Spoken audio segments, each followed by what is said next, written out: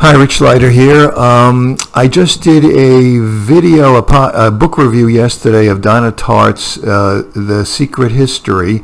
That was the main book review, but upon further reflection, there were a few more points that I wanted to include in this addendum video.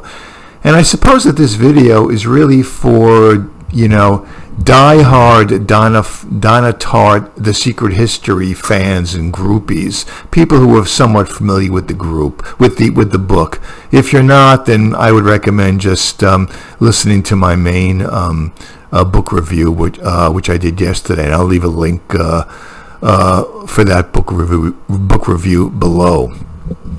So here are just some of the things I was thinking. The first thing is there are several more unbelievable things that transpire in this book. For one thing, there's a character, Henry, and Henry is one of the members of their little Greek club group. And Henry is contemplating poisoning a fellow classmate, Bunny.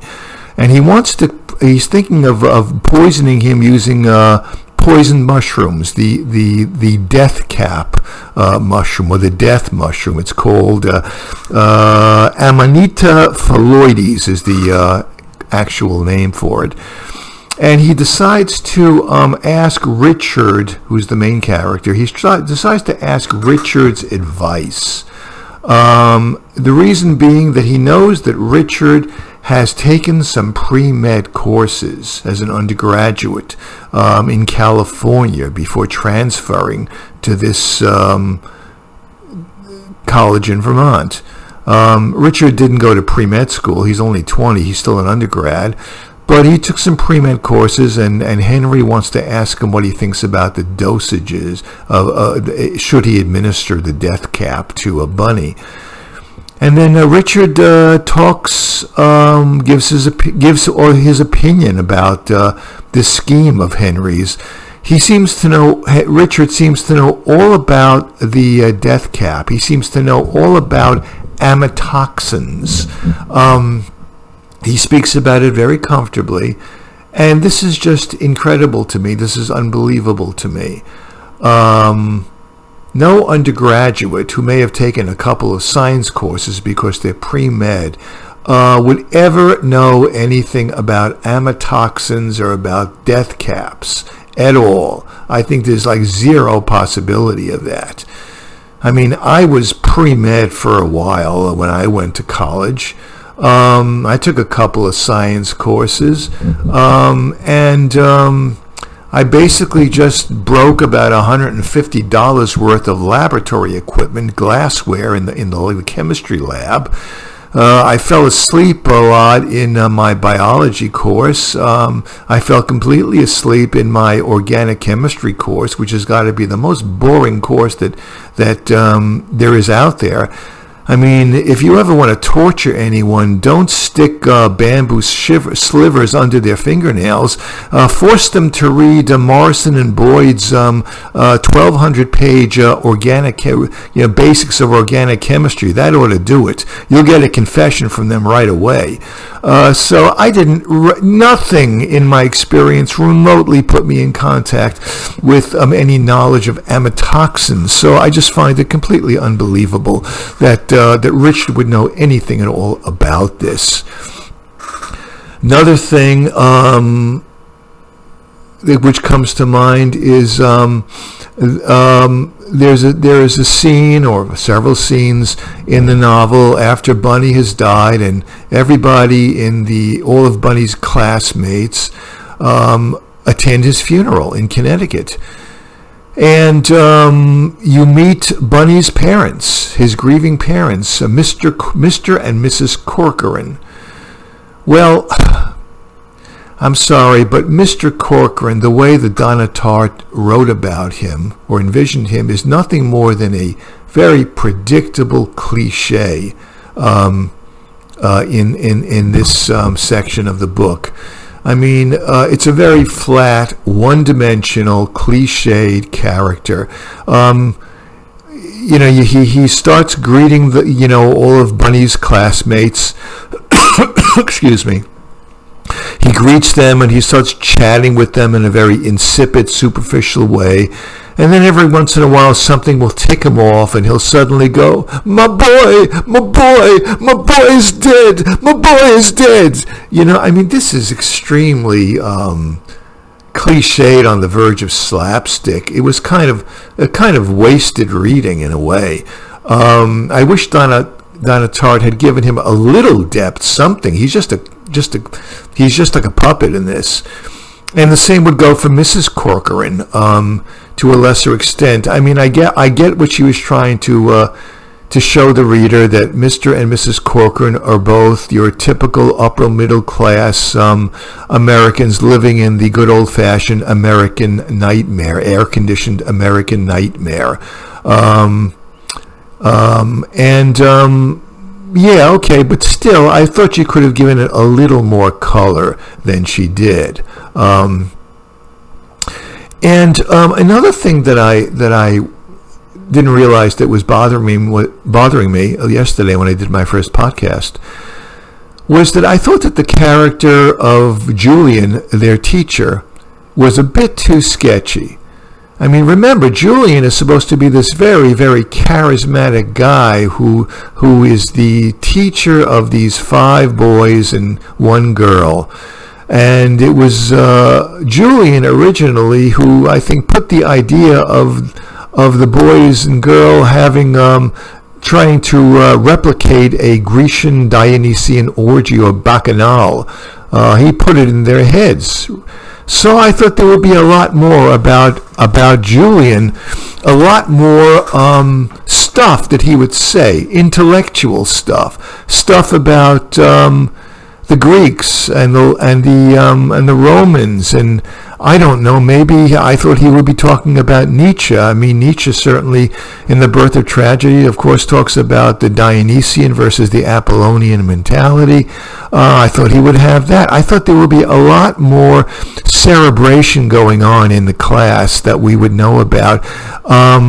In the vein of, say, Dr. Faustus by Thomas Mann, something like that. I thought there would be a lot more soft stuff to sink your teeth into. But aside from Julian's, once alluding to the Dionysian orgy and about how beauty is terror, I think he says beauty is terror. Aside from that one interaction in class, that's really it for him. He basically comes across as a very, very mild-mannered, charming, polite, harmless professor, I guess you'd call him, which is all kind of slightly unbelievable, He's just very, very polite and very gracious to everyone, and every once in a while he'll answer somebody's question or make a comment alluding to some a Greek or Latin quotation, what would some Latin or Grecian literary figure have done or something. It's very, very, he lacks a lot of bite to me. I thought he would be much more charismatic than he was. And of course, when Julian actually finds out that these boys have committed this murder, partly because they were trying to duplicate a bacchanal, which he had put in their heads, not to murder. He didn't put it into their heads to murder someone, of course, but to try to have a bacchanal. He was all in favor of that. Well, he's so horrified, he just immediately dismisses himself from being their teacher. He just splits. And that's it. So I found that Julian was a bit too sketchy. I thought there would be more fireworks going on with Julian. I thought that there would be a lot more profound inquiry into all sorts of philosophical subjects that would really get the boys fired up. And I just didn't get that. What else can I say? And I also felt, I don't know how to put this exactly. Well, I don't know how to put it, but I felt throughout the whole book, I felt that these 20-year-olds were all acting as if they were much, much older. They seemed to know a lot more than a 20-year-old would about all sorts of things, and they also just acted in a much more mature way. I mean, the way that they drank and popped pills, they acted like 40 and 50-year-old people who went to the office every day behind their cubicle and did accounting work in some corporation, and then went home to the wife and their 2.5 children and were burned out and had really come into contact with the full brunt of the toxic system under which we all live, and they had to take drugs and alcohol to drown it all out. Okay, when you're 40 and 50 that happens, but these are 20-year-olds. They acted so much more mature, excuse me. They were able to, most of the college kids that I came into contact with when I was at school, they weren't particularly bright or particularly savvy or worldly kids. They were basically interested in playing loud rock and roll music, screaming, putting stupid posters on the outsides of their doors. What else? Thinking about how they could get laid, smoking pot. And that was about it. They weren't particularly deep people. Every once in a while you found some people who were troubled loners. But that was it. They didn't really resemble these very sophisticated 20-year-olds in this book. It was just slightly, again, unbelievable to me.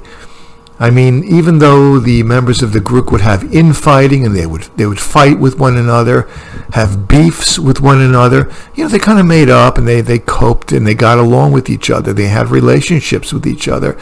I don't know, when I was at school, I wasn't really able to have a lasting relationship with anybody. I was too immature. Most people, if they had an argument with somebody when I was going to school, they would just say to the other person, "Hey, fuck you," and they would move on, This was just so urbane and sophisticated, these kids, in this fantasy college of Donna Tartt's. And of course, the most important thing of all is what was learned from all this, what was culled from this horrendous experience that all of these kids had by accidentally murdering a farmer and then purposely murdering Bunny for fear that he might incriminate them. What was learned from this? What was the grand takeaway from this? Did they learn anything final and earth-shattering and transcendental like Oedipus would have in Oedipus Rex or Oedipus at Colonus or Hamlet or Macbeth or Ahab or any of these other famous literary characters?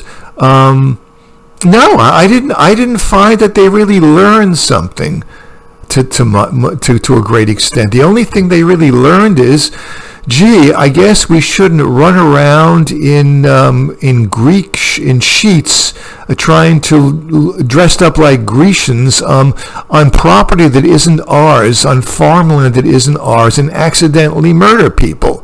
Because if you do that, you're in for a lot of hurt, a lot of aggravation and a lot of paranoia. That seems to be the only thing that they really learned from this, which again is what I felt took it out of the realm of a great book, a great literary book, and put it more into the realms of a good yarn, an interesting at times yarn. So those are just some more thoughts I had. I wanted to just get those off my chest to make some mental notes for myself, I guess, before this book is lost in the sands of time, lost into the black hole of oblivion, and I move on to my next book. So that's it. Thanks for listening to me. Bye for now.